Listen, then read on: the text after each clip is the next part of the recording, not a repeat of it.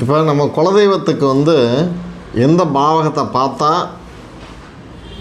Ready ஆகும், குலதெய்வத்துக்கு எந்த பாவகத்தை பார்த்தா நமக்கு தெரியும் அப்படின்னாக்கா, நாலாம் பாவகம். நாலாம் பாவகம் இது என்னடா இது நாலாம் பாவகம்? இது நாலாம் பாவகம் எதை சொல்லும்? தாய் ஸ்தானத்தை தானே சொல்லும். இவங்களுக்கு எப்படி நாலாம் பாவத்தை எடுக்கிறாங்களே அப்படின்னாக்கா, அவனுடைய பரம்பரைக்கு முதலீடு. அதுதான் 5க்கு 4ங்கிறது வந்து முதலீடு. சரிங்களா? அப்போ 4க்கு 5 மூலதனம். மூலதனங்கிறது 5க்கு 4, 4க்கு 5 முதலீடு. அப்போ இவனுடைய வம்சத்தை தெரிஞ்சுக்கணுன்னா 4ஆம் இடத்தையும் சேர்த்து பார்த்தால் ஒழிய கண்டுபிடிக்க முடியாது. இப்போ ஒரு ஜாதகம் இருக்குது, ஏதோ ஒரு லக்னம், அந்த லக்னத்திற்கு 4ஆம் அதிபதி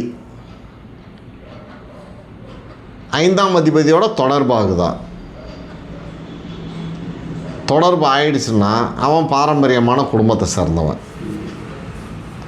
ஃபஸ்ட்டு பாயிண்ட்டு. 2வது பாயிண்ட்டு, அப்போ ஒரு ஜாதகத்தில் நமக்கு வேண்டியது என்ன? குலதெய்வம் வேணும். அப்போ 5ல் போய் ஒரு அது வக்கரமோ நீசமோ இதெல்லாம் இங்கே தேவையில்லை நமக்கு. இது நல்லா புரிஞ்சுங்க. இந்த வக்கரம் நீசம் இந்த கான்செப்ட் எடுத்தோம்னாக்கா, அந்த ஜாதகத்தில் 5ஆம் அதிபதி எங்கே போய் நின்னாலும் சரி, 5ஆம் வீட்டில் நிற்கக்கூடிய கிரகம், 4ஆம் வீட்டில் நிற்கக்கூடிய கிரகம், 4, 5 அதிபதி, இது எல்லாத்தையும் கனெக்ட் பண்ணி பார்த்தீங்கன்னாக்கா அதிகபட்சம் 1 அல்லது 2 கிரகம் வந்து நிற்கும். இந்த 2 கிரகத்தில் எதிராக சாமி அப்படின்னு எடுத்தோம்னாக்கா சந்திரன், செவ்வாய், சுக்கிரன். அப்போ சூரியன், குரு இதெல்லாம் என்னடா பண்ணும்? அருமையான கேள்வி. சூரியன், குரு என்ன பண்ணும் அப்படின்னாக்கா, சூரியன் மலை, வறண்ட பிரதேசம், முள்ளு காடு, இப்படி எடுக்கலாம். குரு ஊர் மத்தி, சிவாலயம்.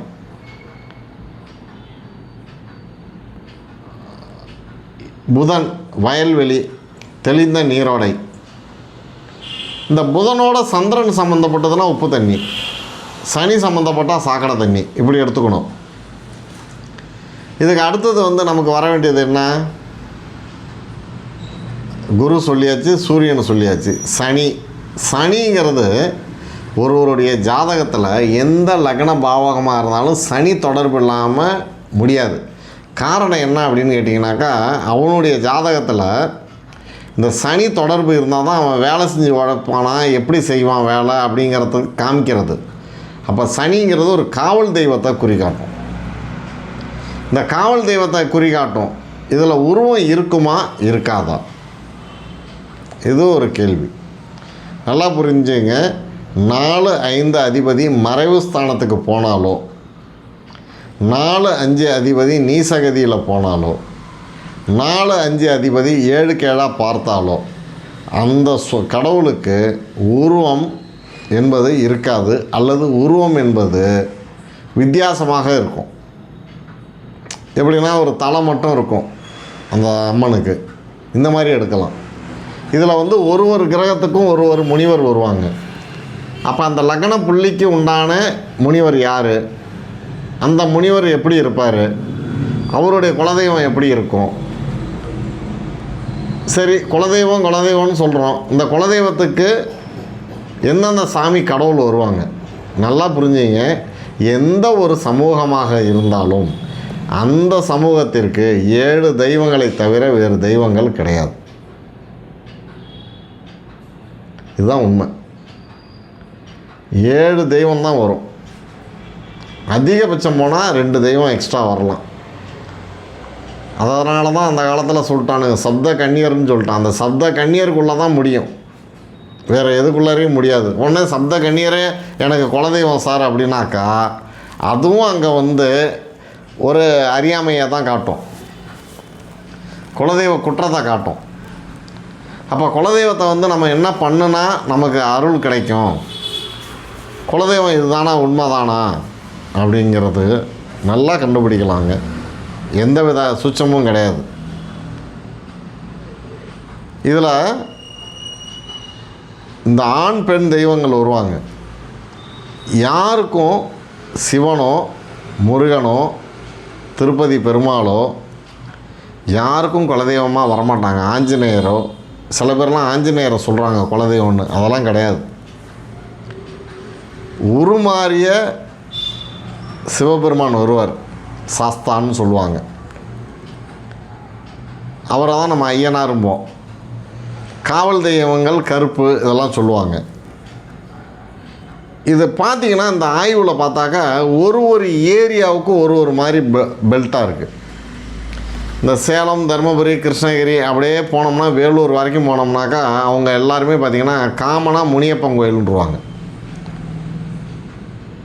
அப்படி ஒன்று இருக்குதா, உருவாக்கியிருக்காங்களா? அதே மாதிரி பார்த்திங்கன்னா அந்த சாஸ்தாவை பொறுத்தவரையில் அதனுடைய திசைங்கிறது 2 திசை தான். ஒன்று வடக்கு, இன்னொன்று மேற்கு. இது மாறி இருக்கும். வடக்கு பார்த்த சாஸ்தா ஒரு கோத்திரத்தை சேர்ந்தவங்களாகவும் மேற்கு பார்த்த சாஸ்தா ஒரு கோத்திரத்தை சேர்ந்தவங்களாகவும் இருப்பாங்க. மேக்ஸிமம் அந்த மேற்கு பார்த்தது பார்த்திங்கன்னா தம்பதியோடு இருக்கும். வடக்கு பார்த்தது தம்பதி இல்லாமல் தனித்து உட்காந்துருக்கும். நீங்கள் உடனே சாஸ்தானா உடனே ஐயப்பன் அப்படின்னு போகக்கூடாது. சாமிகள் பேர் வேறுபடலாம், அதில் தப்பு இல்லை. ஆனால் பெண் தெய்வங்களே அதிகப்படியான குலதெய்வங்களாக வரும். இதில் எந்த மாற்றமும் கிடையாது. இது என்னுடைய ஆய்வில், நீண்ட நெடுநாளைய ஆய்வில் கண்டுபிடிக்கப்பட்டது.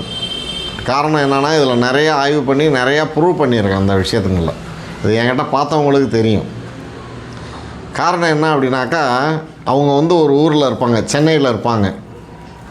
சென்னையிலேயும் கடல் இருக்குது. ஆனால் நான் சொல்லுவேன், அவங்களுக்கு இது கிடையாதுங்க, உப்பு தண்ணி உள்ள ஏரியா அப்படின்னோம்னா அதுக்கப்புறமா தான் சொல்லுவாங்க, ஆமாங்க கடற்கரை ஊர், நாங்கள் இன்னும் தூரங்க, எனக்கு காரைக்காலுங்க, நாகப்பட்டினங்க அப்படின்னு சொல்லுவாங்க. இது ஏன் எதுக்காக அப்படின்னாக்கா, அந்த குலதெய்வத்துக்கு எதுக்காகனா, பெரும்பாலும் திருமண வாழ்க்கையில் நிறைய பிரச்சனைகளையும், ஒரு சிறு வயதாக இருக்கும்பொழுதே நிறைய நோய் நொடிகள்லையும், அடுத்தது பிள்ளைகளின் வாழ்க்கையில் வம்சவிருத்தி இல்லாமையும் இந்த குலதெய்வங்களால் ஏற்படக்கூடிய சூழ்நிலைகள் ஏற்படுது. இந்த குலதெய்வம் கோயிலுக்கு கட்டாயம் அவசியம் போகணும். அவனுடைய வழித்தோன்றல் நல்லா தெரியணும். அவர் எந்த சமூகத்தை சேர்ந்தவராக இருந்தாலும் அவங்களுக்கு குலதெய்வம் என்பது ஒன்று உண்டு. அதில் எந்த மாற்றமும் கிடையாது. சரிங்களா? நன்றி, வணக்கம்.